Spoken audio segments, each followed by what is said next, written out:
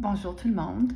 Donc aujourd'hui, je veux parler du changement et comment on peut voir le changement comme une occasion de croissance. Puis je vais vous parler d'une histoire que moi j'ai vécue comme agente de supervision ou surintendante. Euh, il n'y a pas longtemps, euh, une de mes directions à un moment donné avait mentionné que c'était pas vraiment évident, tous les changements qui se passaient, il y avait des coupures, puis c'est stressant parce que comment est-ce qu'on peut faire plus avec moins? C'était vraiment au niveau systémique, là. Donc, c'était comme, qu'est-ce qu'on va faire? Nos mains sont nouées, puis on sent vraiment la merci de tous ces changements-là, qu'on n'a pas de contrôle. Puis, à ce moment-là, je me rappelle, je venais de lire euh, le livre Scaling Up Excellence de Huggy Rao et Dave Sutton. Puis, dans leur livre, ils parlaient beaucoup du changement et comment on voit le changement comme une occasion pour croître et de se réinventer. Puis à ce moment-là, je me rappelle, j'ai mentionné à cette personne, j'ai dit, sais-tu quoi? C'est peut-être pas une mauvaise chose qu'on ait ces coupures-là.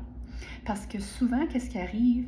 C'est lorsque on a trop, alors là, ça vient empiéter sur notre créativité et notre sens d'innovation.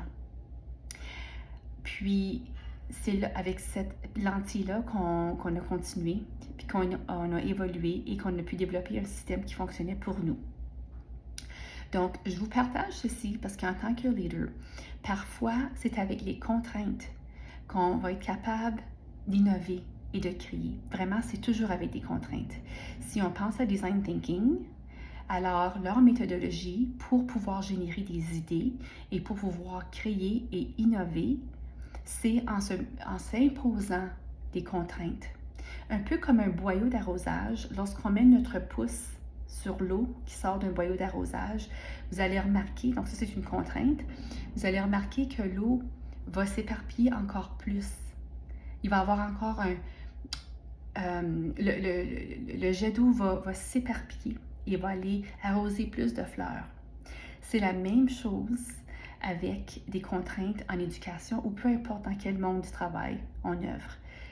Lorsqu'on a des contraintes, c'est le temps de démolir au besoin et de rebâtir à nouveau avec une nouvelle lentille et une nouvelle perspective. Et vous allez voir qu'en adoptant cette perspective-là, ce mindset-là, que vous allez être capable de générer mille et une idées et vous allez en ressortir gagnant. J'aimerais beaucoup entendre vos commentaires. Laissez vos pensées dans la boîte qui suit. Au revoir tout le monde!